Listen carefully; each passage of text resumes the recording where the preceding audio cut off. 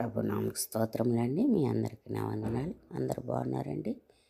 ఈనాటి వాక్య ధ్యానంలోనికి వెళ్ళే ముందు చిన్న ప్రార్థన చేసుకుందామండి. ప్రార్థన. పరిశుద్ధమైన మా తండ్రి, మీ పాదములకు వందనం, స్తోత్రం నాయన. గొప్ప దేవుడు నాయన, మీకు వందనాలు, స్తోత్రాలు నాయన. ఈ దినమంతట్లో మీ సన్నిధి సహాయం అనుగ్రహించండి. మీ కృప చొప్పున నడిపించండి.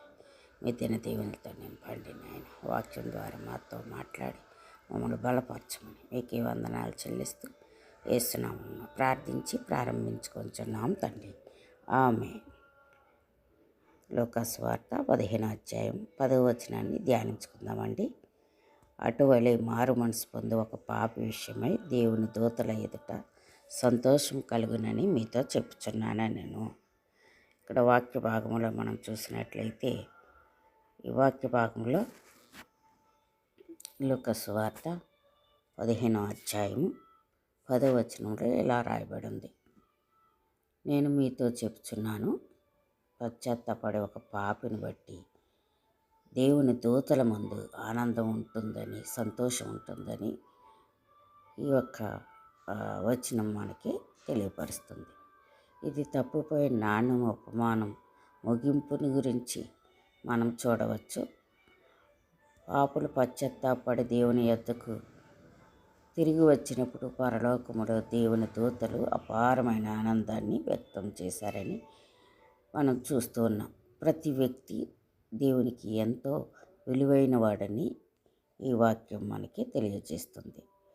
నాణ్యం యొక్క మరి ముగింపులో ఆమెకి నాణ్యం దొరికినప్పుడు ఆమె ఎంతో సంతోషించినట్లుగా, ఆమె సంతోషించటమే కాకుండా ఇరుగు పొరుగు వారి అందరినీ పిలిచి సంతోషించినట్లు చూస్తాం.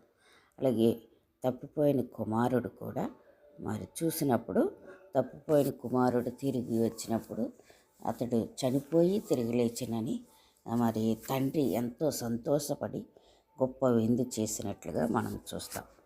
ఇంకా మనం చూసినట్లయితే ఈ యొక్క మరి వచనాన్ని మనం మరలా చూసినట్లయితే, తప్పిపోయిన కుమారుడి గురించి, పోగొట్టుకున్న నాన్నను గురించి, ఇంకా తర్వాత తప్పిపోయిన గొర్రెను గురించి కూడా రాయబడినట్లుగా మనం చూస్తూ ఉన్నాం.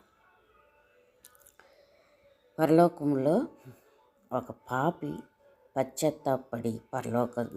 పశ్చాత్తాపడి రక్షణ పొందినప్పుడు పరలోకంలో దూతలు ఎంతో గొప్ప సంబరాలు జరుపుకున్నట్లుగా యేసు ప్రభు వారు స్పష్టంగా చెప్పటం మనం చూస్తాం. ఇది దేవునికి మనుషుల రక్షణ ఎంత ప్రాముఖ్యమైనదో తెలియజేస్తున్నట్లుగా మనం చూస్తున్నాం.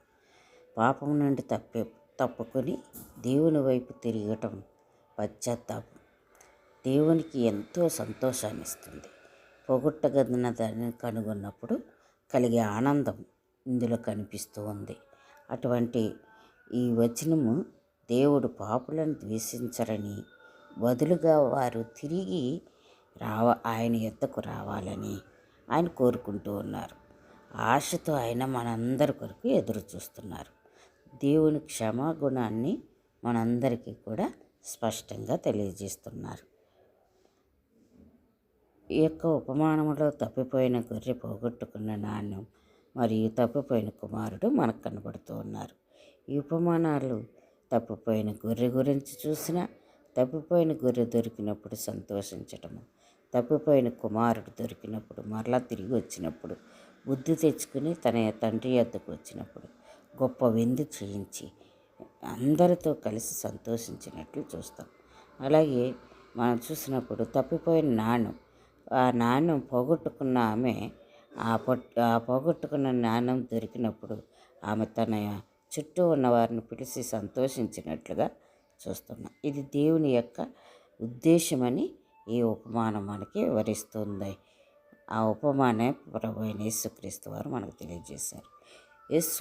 యేసు ప్రభు వారు పాపులతో సహవాసం చేస్తున్నారని సనుగుతున్న పరిసయ్యులకు, శాస్త్రులకు జవాబుగా పాపుల పట్ల దేవుని హృదయం ఎటువంటిదో ఈ ఉపమానం ద్వారా మనకి తెలియజేస్తూ ఉన్నారు.